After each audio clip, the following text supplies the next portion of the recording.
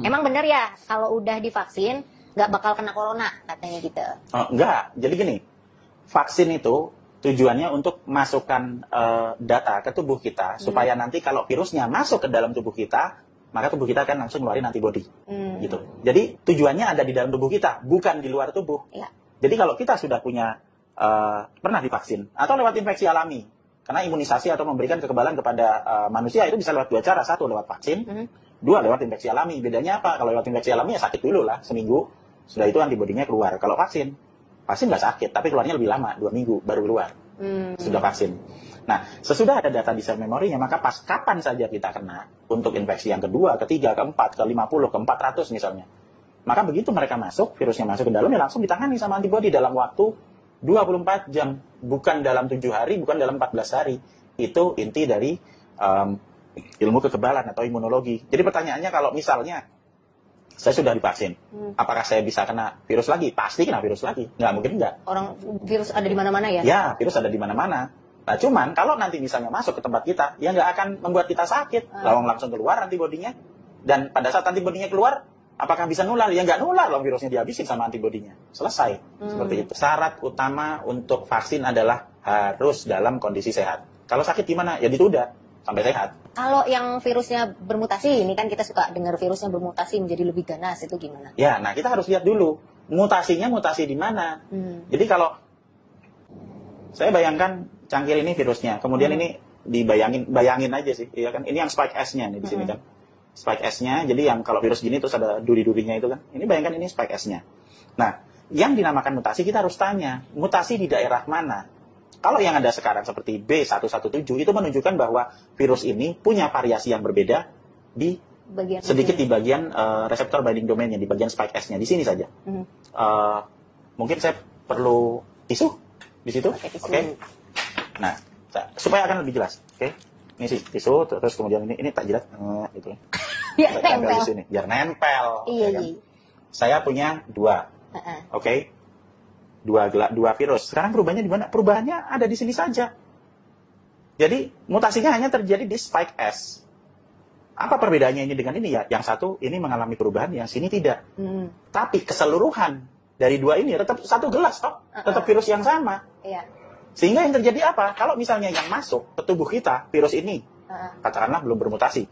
Sebelum 14 Februari itu tidak ada infeksi B117 itu tidak ada, ya kan? Terus ini masuk ke tubuh kita, plak gitu kan. Kemudian nanti tubuh kita akan merespon antibodi terhadap keseluruhan gelas ini kan. Nah, antibodi itu jangan dibayangkan satu gelas, satu antibodi huruf Y ini nempel bleng gini itu enggak. Atau mungkin dia hanya nempel di protein ini, tidak. Antibodi akan nempel ke sini, nutupin ini semua, seperti semut. Iya. Jadi bayangkan semut ngerubungin ini semua, ada di sini, ada di sini, ada di sini, ada di sini gitu kan. Tapi semutnya ini spesifik terhadap setiap bagian protein atau asam amino dari setiap tempat yang ada di sini. Nah, ini masuk, kemudian nanti akan direspon antibodi, ngerubungin semut. Nah, kemudian sudah itu kan kita kebal, punya data sel memori toh, ingat tadi? Ya. Nah, kemudian ini masuk virus yang baru. Yang terjadi apa? Antibodi yang tadi akan keluar, nyerubungin ini semua kecuali yang berubah ini toh. Karena nggak cocok. Karena nggak cocok. Apa yang terjadi sesudah ngerubungin di sini? Ya sesudah ada ikatan virus dengan antibodi di sini, maka nanti akan ada makrofag gede banget makan, bleng gitu. Sudah itu virusnya hancur. Dan nanti dari makrofag yang sudah dimakan itu dia akan mengeluarkan potongan-potongan virus yang sama seperti tadi, termasuk potongan ini tadi. Dia akan keluar, ini nanti akan mancing antibodi lagi untuk mengenali. Sehingga orang yang sudah pernah kena tadi, pernah kena virus awal, dia tetap akan kebal sesudah kena virus yang dianggap mengalami mutasi yang di ujung reseptor binding domain tadi.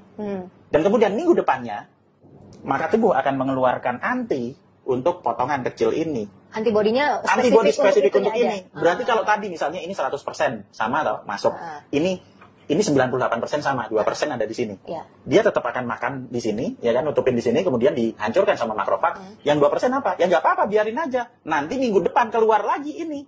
Jadi tubuh kita akan punya antibodi terhadap ini, keseluruhan termasuk bagian ini plus ini. Jadi makin kita banyak kemasukan jenis-jenis virus, antibodi makin banyak. Makin lengkap, iya. Benar. Dan itu yang terjadi dengan kasus yang sekarang. B117, 2 orang selamat, tidak ada apa-apa. Sakit, ya udah sesudah itu sembuh. Karena ibaratnya cuma 2% itu tadi ya? Iya, betul.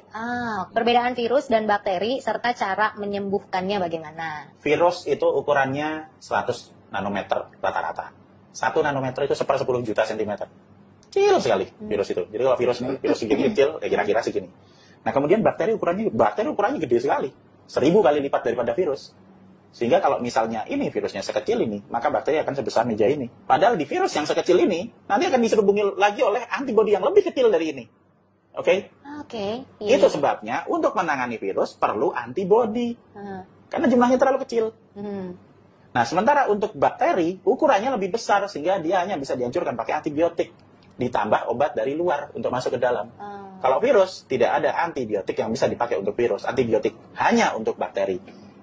Sehingga bisa diobati dari luar, tergantung jenis bakterinya. Beda bakteri, beda antibiotik. Sementara kalau virus, hanya bisa ditangani oleh antibodi dari dalam tubuh kita. Dan antibodi itu nanti akan ada respon alami di situ. Untuk mengenali, kemudian mengeluarkan. Dan untuk mengeluarkan antibodi dalam jumlah yang cukup banyak, perlu vitamin E dan vitamin C. Udah itu aja. Mekanisme penanganan penyebaran virus itu seharusnya gimana ya?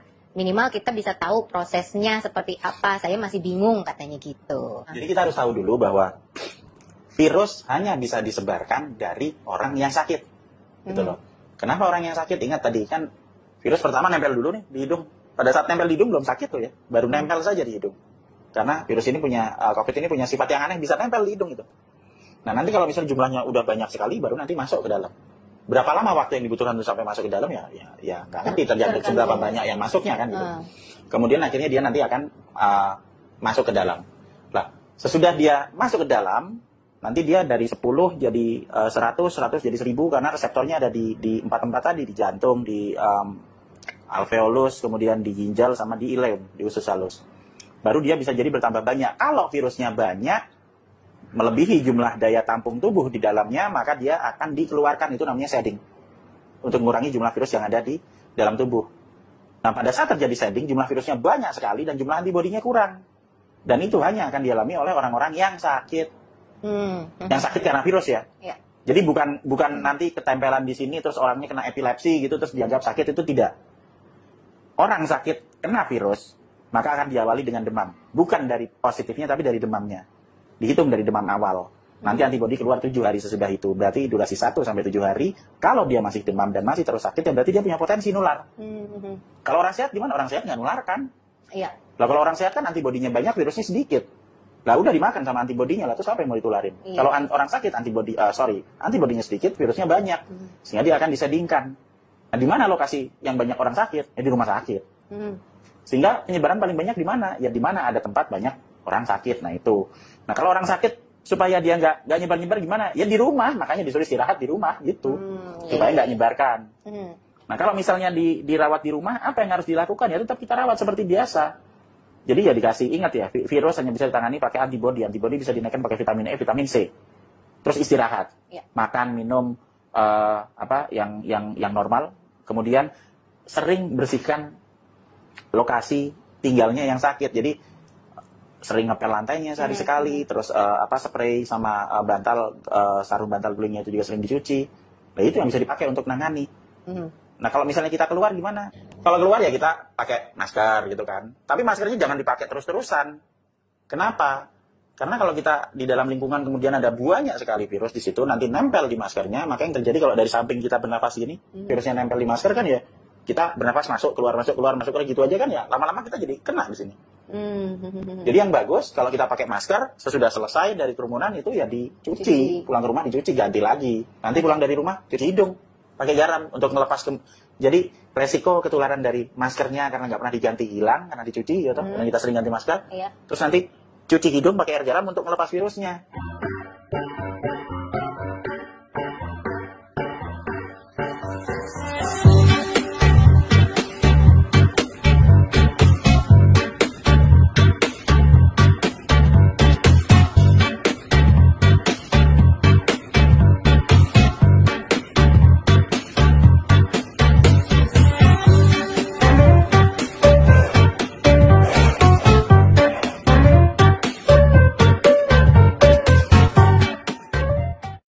Jadi kita kan udah double nih. sumbernya udah dihilangin, terus nanti yang mungkin nempel dihilangin gitu. Terus mandi deh sampai rumah, udah gitu aja. Oke. Nah, kalau ngomongin masalah penularan, waktu aku positif, Ya. Pak De juga kan bimbing aku ya. Jadi suami aku selama aku positif itu ternyata nggak tertular. Iya. Nah, itu gimana tuh Pak De? Mungkin suaminya punya ilmu khusus misalnya.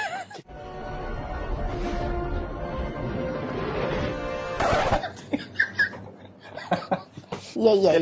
Jadi nggak gini. Jadi ingat loh, pas waktu Terina tertular kan pasti ngambil swabnya kan dari hidung. Dari hidung ya. Oke, dari hidung, oh akan kebaca positif. Oke, tapi kemudian mengalami demam juga.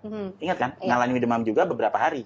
Kalau kita hanya mengacu kepada infeksi single, satu virus saja, ya mungkin kita akan bisa berasumsi bahwa, oh Terina kemarin emang ketularan COVID dan sedang dalam posisi shedding, kan gitu. Kalau dulu kita pernah bikin video juga kan Pak De yang cerita tentang kalau orang sakit itu, demam itu, flu, bersin atau apapun, jadi penyebabnya bukan cuma satu hal kan, jadi belum tentu virus tok gitu. Iya, bisa Jadi banyak. bisa demam itu kan bisa disebabkan hal yang lain kan Iya. Pak De. Nah, kalau misalnya demamnya kayak Terina misalnya tadi kan, 4-5 hari terus-terusan gitu kan, mungkin itu karena virus. Permasalahannya adalah virus yang menyerang di saluran nafas itu tidak hanya COVID saja. Ada corona, oke, yang sekarang COVID, ada flu, orthomyxovirus, ada parainfluenza, paramyxovirus, ada selesma, rhinovirus, ada juga adenovirus, human respiratory syncytial virus. Paling tidak ada 6 virus lain yang bisa menimbulkan demam dengan gejala yang sama selain COVID. Karena yang ditesnya pakai COVID aja, jadi maka untuk kembali COVID aja. kecuali kalau kita tes sama yang lain-lain ya. Ya betul. Iya. Nah, ada peristiwa yang menarik juga. Waktu itu anak saya pernah juga ngalami bersin, terus pilek, demam, persis kayak Terina itu. Iya. Badannya nggak enak gitu kan. Terus kita coba di swab hasilnya negatif. Nah, kenapa? Ya kemungkinan memang dia bukan karena virus itu, mungkin kena flu. Dan bukankah sejak ribuan tahun yang lalu juga semua manusia juga kena flu kan? Iya. Jadi kita harus mengembalikan lagi ke dasar ilmu kesehatannya. Jadi bahwa mixed infection itu sangat mungkin terjadi. Bahkan dari satu sampel itu selalu akan ada virus lain yang ada di dalam satu sampel itu, bukan hanya COVID saja. Ini kita belum ngomong infeksi bakteri, kita belum ngomong kayak TBC, kita belum ngomong mengenai masalah asma, kita belum ngomong apalagi penyakit jantung, penyakit ginjal, dan lain sebagainya. Jadi kita harus milah-milah semua penyakitnya dan jangan hanya terpacu pada swab dari hidung saja. Yang seharusnya kalau untuk PCR, rapid test antigen itu memang haruskah dilakukan setiap mau perjalanan misalnya, terus mau bekerja rutin gitu setiap minggu, dan bahkan yang sudah positif pun juga masih harus melakukan tes itu. Apakah itu perlu? Jadi gini, rapid test ya, kita ngomong rapid test. Oke, rapid test untuk antigen. Rapid test antigen itu hanya untuk menunjukkan kondisi pada saat diambil. Jadi kondisi misalnya di sini kan? Iya, kondisi pada saat rapid test itu diambil berdasarkan kondisi yang ada di hidung. Jadi misalnya saat ini kita rapid test misalnya, ya kan, berdua dari hidung gitu kan, oh negatif. Tidak akan ada yang jamin nanti 10 menit lagi kita tetap negatif. Iya. Kita keluar, terpapar lagi, kena nempel di sini, bisa jadi positif. Atau misalnya, oh saya sekarang di swab, oh kemudian positif misalnya. Kemudian saya pulang ke rumah cuci hidung. Ya mungkin 15 menit lagi jadi negatif lagi, kan gitu.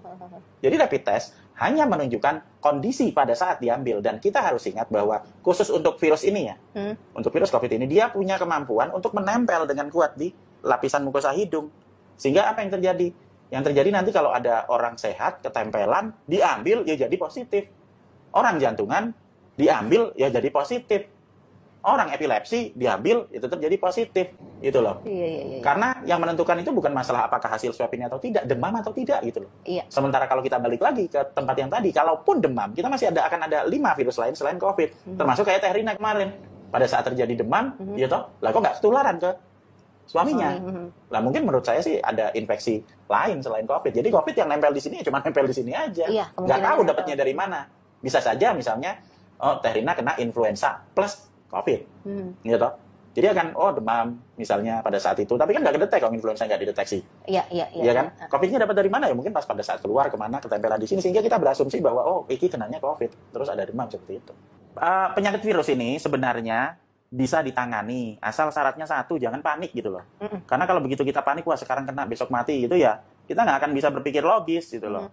Jadi yang harus diutamakan adalah pengetahuan dasar mengenai sifat virusnya gimana, terus penularannya gimana. Nah kalau kita sudah paham lewat edukasi nih, kayak yang tiap hari kita kerjakan itu, maka kita akan bisa ngatasi dan tidak membuat kita panik gitu loh. Jadi dan kita yakin ini sebenarnya bisa diatasi. Iya, seperti yang Pak De suka bilang ya, pengetahuan mengalahkan ketakutan. Iya. Logika mengalahkan kepanikan. Betul. Iya, itulah. Padahal sebenarnya saya cuma ngomong apps together strong.